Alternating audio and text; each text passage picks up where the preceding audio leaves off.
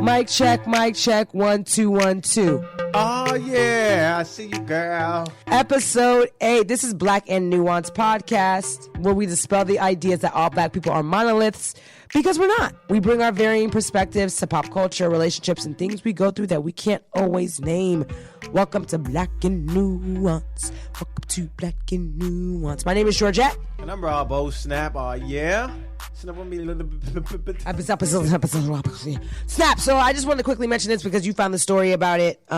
So I told you I went to Dallas last episode. But I ended up, so when I was on the plane back from Dallas, I decided to watch Superfly, right?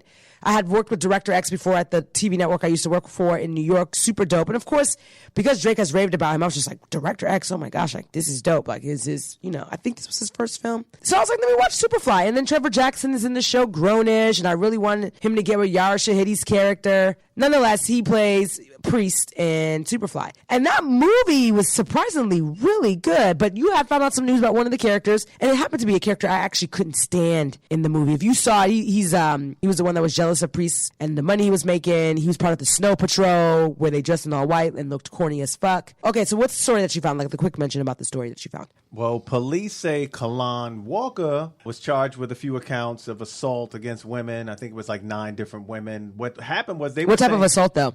Sexual assault. Mm-hmm. You got to name it, because assault is there's different. Allegedly, do yes. we say allegedly? Yes. Sexual assault? Well, it says police say Walker would reach out to women seeking modeling work on social media under the guise of wanting to hire them. Then he would lure them in to get them, in the bed with them. He would rape them. And the thing is, how old is he? 23. You are in movies. You're acting. I can't understand. And we're not getting into the whole thing about this, but I just wanted to mention that because it was just so funny how I was just talking to you how I saw Superfly and I liked it. Yeah, there could be all kinds of twists to that. There could be, once you start involving alcohol and drug use. Yeah, but I mean, the story that, the picture that could easily be painted is, Well, the picture's painted. The picture's painted, right. So what I was going to say was the fact that the men that feel like they are entitled to a woman's body, I definitely take issue with that. He's not ugly. Like, come on, my man. Really? Doing too much. Absolutely too fucking much. That shit blows me. And that's not even the main topic of this episode. So, Superfly is good. Besides that alleged report about him, Superfly is actually a good movie. So, watch it if you can, if you haven't seen it yet. So, just that. So, going into all of the things, this is the podcast. I mean, this is the segment where we just talk about something personal that happened in our day, our week, anything that we want to get off our chest, heavy or lighthearted. So this has been something on my mind. And Snap, we had offline about this last week when we recorded. And this is also a conversation I would have with my friend when I was out of town. And we just talk about this often. Self-care routines, right? So what do you do to take care of yourself emotionally, mentally, physically? When you're going through something you can't name, what's your outlet? Is it healthy? Is it self-destructive? And it made me think about some of the conversations that you shared on air. It made me think about when I'm going through something, Snap, I'm like, man, what do? I go to writing, right? I write on my blog. I'll listen to music. Sometimes I'll drink wine just as a nightcap, but some people take it over the edge, right? Depending on what you're going through. If it's something like really heavy in your relationship or you're depressed, you may gain weight, so you might start eating more, you might start drinking more, you might start doing physical activities, like whether it's having a lot of sex, but like unprotected sex. Like, so now you're not taking care of yourself. And I thought it was very important to kind of talk about it because I feel like I don't want to say like there's someone in my life that's spiraling out of control, but I feel like I don't think they have any self-care routines in place. And I think it's, they're not aware of how things manifest, right? But for you, Snap, just asking you, and this is also kind of connecting the dots, right? When I was talking to you about, you have a funky relationship with your mother because of whatever reasons, right? And I was just like, well, Snap, how would you be, or what kind of person would you be today if confidence was instilled in you, or you were told that you could do this, or you had outlets to express yourself emotionally? And then fast forward to, so there's a 2-part question. So that's the first part, Snap. You want to answer that, or you want me to go to the second part? No, you can go to the second part. And the second part is, now, like this present day, what does Snap do to really take care of himself when you're going through things that you can't necessarily share with your lady or close friends? How do you get it out? Because remember, when you keep stuff like that in, you end up exploding, or it comes out in a different way that you may not have control of? Well, part one, when you talk about instilling confidence at a young age, it's very powerful. It's very strong because, again, it creates a vibe and life that you can do. It's one thing to tell somebody you can do anything in life and don't show them how to do anything in life, or don't. That you can do anything in life just becomes a phrase, like a just say no to drugs kind of shit. So I can't say that I've always had that. You know, there were moments and times where I think I would get a pat on the back, but for the most part, I can't remember any. Where you didn't have any outlets where you could really express yourself. Like if your mom saw you crying, or you were like, what were you told at a young age that you couldn't express yourself emotionally? Like you couldn't emote as a young boy or a man? No, not really. But I don't know. Like, I You mean, observed it for the from most part, somewhere. I cried when I got beatings and shit. But for the most part, But when your heart was broken, like, did you observe things that told you that you shouldn't be doing this? That you couldn't express yourself the way you really want to?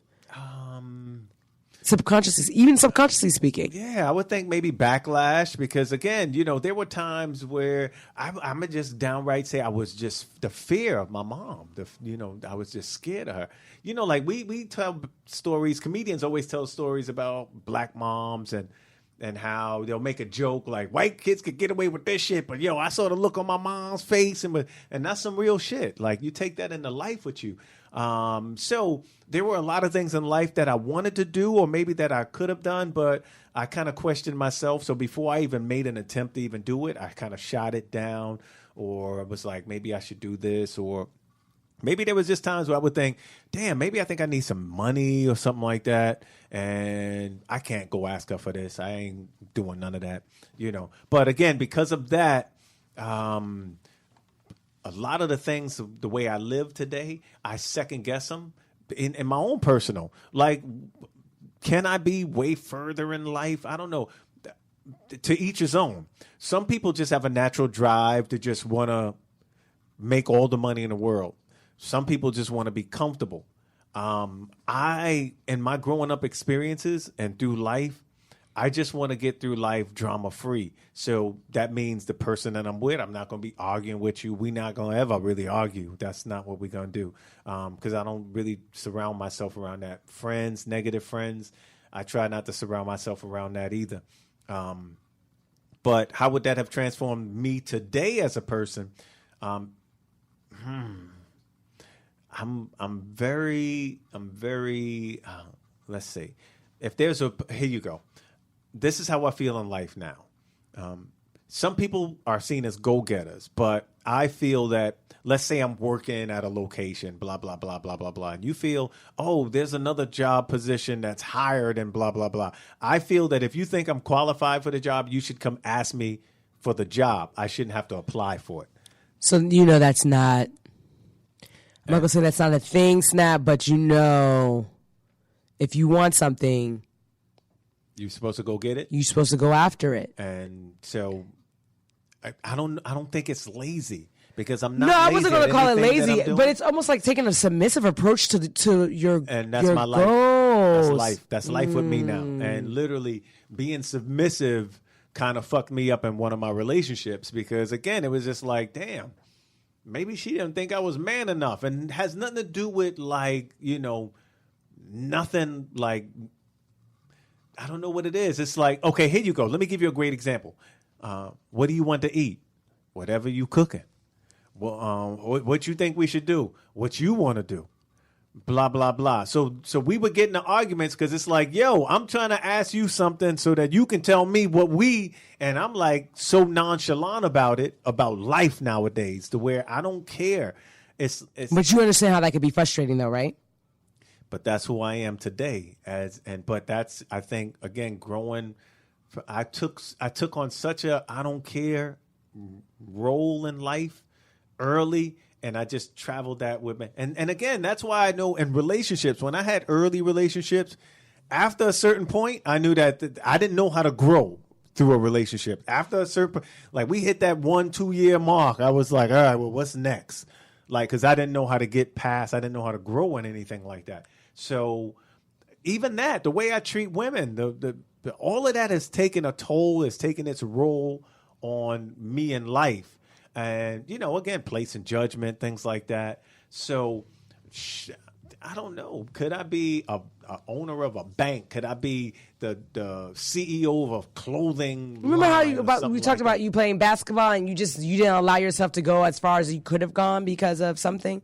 Yeah, a lot.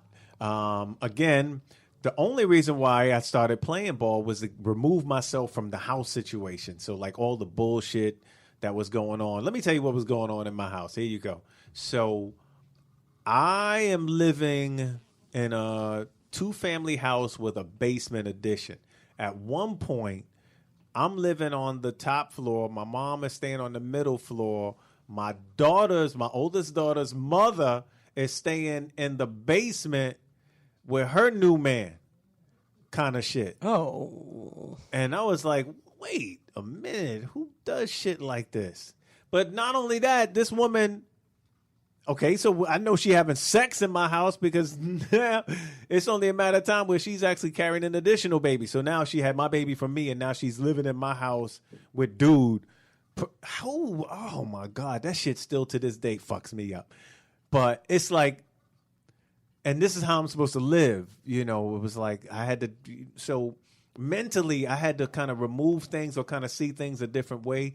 But who the fuck does that? Whose mother moves in your baby mama and then her man and it's cool? So what did you do about? That's what I'm saying. So you just took the submissive approach and you didn't move out. You didn't say anything. This is one of the reasons why I'm in Florida today. Like literally one day I just got up and moved. Like I've been running from this like my whole life, kind of sort of. So now to part 2 then, speaking of the word running. So what's your resolve now for your self-care? Because there seems like there's a lot of things that still fuck you up, Snap. I stay away. I don't reach out to nobody. So avoidance. I avoid every and anything I can. That's not necessarily healthy, though. You know that, right, Snap? But it works for you. It works for me, right? And maybe I do need some counseling. Maybe I should go see something like that. But I know what's wrong with me, and I know there's some things that I got to get out. I know there's some things. They say you feel better when you talk about it, but there's nothing really to talk about it. Mentally, I talked about this foolishness in my head for years. In your head. Yeah, in my head. That's the difference. Because sometimes I feel like you need to hear the perspective of somebody else. One that's licensed, 2 that can actually help you name it, like walk through it and tell you like this is some things that you can do. But what do you do? Okay, so we know you avoid. What? So you don't really have a self-care routine. Like that's your biggest thing is just avoid. Do you do anything else that help you get through things that you just sometimes don't want to think about or deal with? Yeah. As a grown ass man, I'll pick up the video game system now. Like that's what I do now. To let your frustrations and stuff out. It's a quick getaway, but at the end of the day, I could say like this. Look, and even with my woman nowadays, I'm like, you want me to go in this room and play, or can I stay in this room and play? And then depending on if she want to hang out and just stay downstairs, then she can just stay in that room with me. But after a while, she get tired of me playing video games and shit, so she'll go. Because you're not paying attention to her, right? But in your mind, you're like, I need this right now. Right. Do you express that to her ever?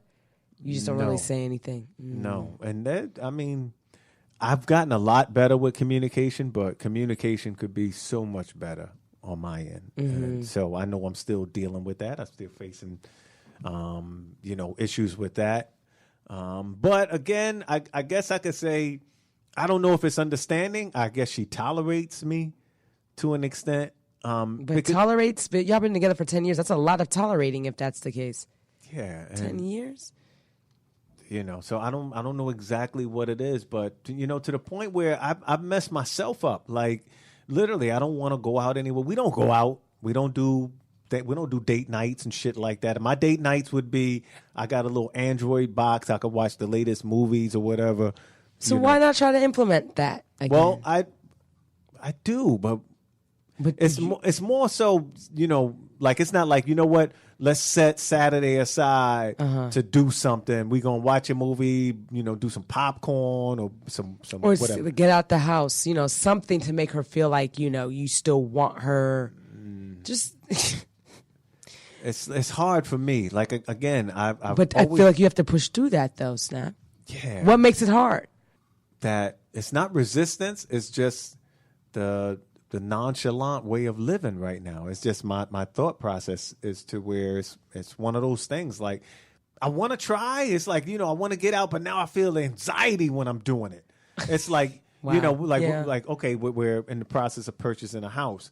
And it's like every day she sees something different. Every day it's like, blah, blah, blah. It's like, all right, let's go see this one. And I'm like, all right, I'll go see these two with you today. But tomorrow I can't do nothing. I can't, next week I can't do nothing. But now I'm leaving it into her hands. So now she's going house visiting. And it's like one of those things. It's like I want to participate, but I don't know if it's anxiety or something like that or frustration. I don't know what it is, but it could be, my personal things that I'm going through. I think that's what it is. It's just me mentally. I'm fighting something mentally. I'm going through, like, I don't know if it would be an early mid-life crisis or something like that, but there's always a point where you start saying to yourself, can I do better? Can I do more? And I don't think I'm doing as much. I think I should do more, but I don't know. But I think those are questions that we should constantly ask ourselves. How are we evolving? Because I struggle with that, but I know I'm in a different place in my life where I want good energy around me, and I just don't have the energy or the mental beings to fight with anybody. I can't fight your insecurities. I can't fight your defense mechanisms. I can't fight against things that have nothing to do with me and that you haven't made efforts to resolve. I don't have the beans for it, Snap. But for me, things that I definitely do, and everyone's different, I think I definitely do a meditation podcast. I watch my spiritual service weekly. Sometimes I listen to frequency healing music. You weren't the person I spoke to about this, but there's frequency healing playlists on Spotify that my friend put me onto to help me sleep. Or sometimes I'll just drown my mind out by watching stuff like Living Single, Golden Girls, things that aren't destructive, right? Like if I know I'm in a mood, I'd rather be by myself in the comfort of my own apartment in my place. So I'm not spreading that energy, because energy is only transferred. It's not created or destroyed. And so I don't want to be spreading that energy everywhere. But I think it's something for you to look into, Snap. I think it's something, self-care routine. Well, I do things, like some things. I'll get out into the park every now and then. And walking or doing something. I'll walk. We got like a 3-mile trail around my little neighborhood. I'll run every now and then. I'll walk. But at the end of the day, I'm just doing that to say, all right, so I'm not old and stiff later on in life. But it's not doing it to kind of release something from me. Like, yeah, music does that to me. Like when I can get into a zone and just vibe out and just sing along with music and things like that, that's kind of what I do to kind of self-heal. Because music, I don't know, music heals a lot. The music can sometimes be better than medicine sometimes, because medicine give you side effects. Music don't really give you side effects. It just gives you the answer you're looking for. No, I know. I just think I'm always wary about medicine. It's just it's like a Band-Aid solution. But I think finding healthy self-care routines for people to take care of themselves, their mental beings. It's just really, really important. So you're always on my mind. Excuse me. You're always on my mind because some of the conversations that we've had about that. So I just want to at least make sure we spoke about it. I'm good. I live. But you know what? But see, I almost feel like that's like a cop-out. Like I'm good. Like I'm always going to be good. But you know how many people use that? Trust me, I know. So, yeah. I know. I mean, I'm good usually means there's something else going on, but you're good. Like that's how you just going to kind of roll. I'm better than others. All right, I'm not doing the best in life, but when I see other people's situation, I'm good. Okay, respect. I could dig it. Okay, Snap. I'm testing you again. You're going to get this right. So how can they find you and us? Bet. I'm gonna start with us first. Black and Nuance Pod on Spotify. Black and Nuance Pod on Apple Podcasts. excitementradio.com, and I'm on IG at ROB_OSNAP. OSNAP, and I'm on Twitter at ROB OSNAP, Robo Snap. Yes, this was powered by Excitement Radio. You can find me on Twitter, Georgette, or Instagram, Georgette Star with 2 R's. On my website, georgettepierre.com. High five, Snap. High five. Let's. Thank you, Dr. Georgette. No. Sometimes I'll be wanting to get it out. I know. And I'm going to get it out. We're going to get it out. This is therapy. Peace.